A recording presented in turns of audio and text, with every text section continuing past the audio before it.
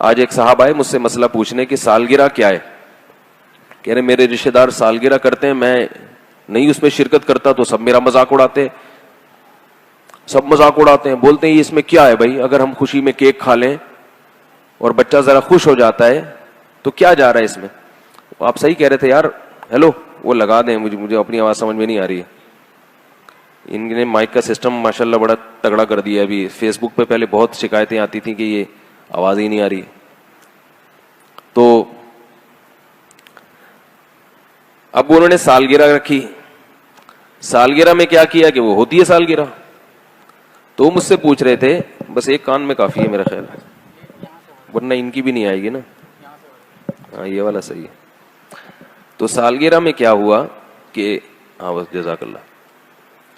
انہوں نے کیا کیا سالگرہ میں, رشتہ داروں نے جو ہے نا وہ بلایا. اب انہوں نے کہیں میرے بیان سنے ہوئے تھے, انہوں نے منع کر دیا کہ میں نہیں آتا.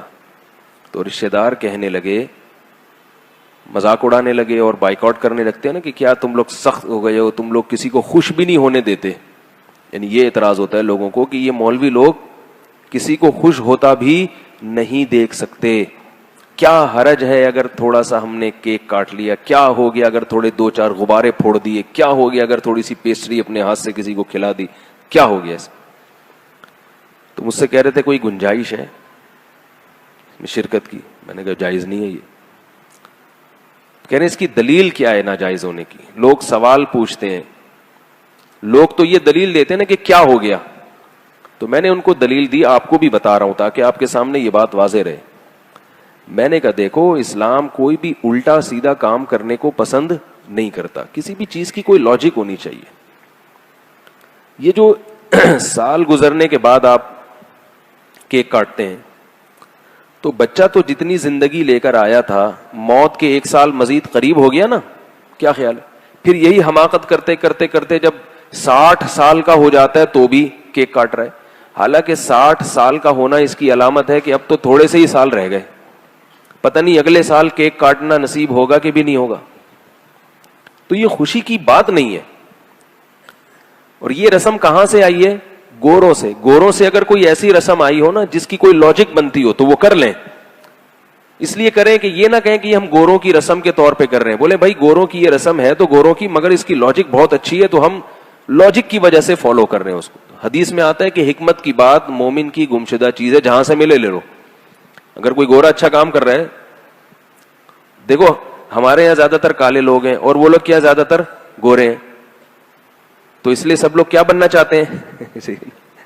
گورا ہونا چاہتے ہیں کہ نہیں چاہتے؟ اس لیے کہ جب ان کو دیکھتے ہیں یار یہ وائٹ چمڑی جو ہے نا یہ ذرا اس میں اٹریکشن زیادہ ہے. اب کوئی مفتی کہے کہ گورا بننا جائز نہیں ہے. کیوں جائز نہیں؟ اس لیے کہ گورے گورے ہوتے ہیں. تو آپ کو مشابہت لازم آئے گی. ہم کہیں گے جو گورے گورے ہوتے ہیں, اگر وہ گورے دیکھنے میں اچھے لگ رہے ہیں تو ہم بھی چاہیں گے یار ہم بھی تھوڑے سے گورے ہو جائیں. تو کوئی ایسا کام جس کی کوئی لاجک ہو اگر وہ کر رہے ہیں تو آپ بھی کریں, کیونکہ اس میں مشابہت لازم نہیں آتی.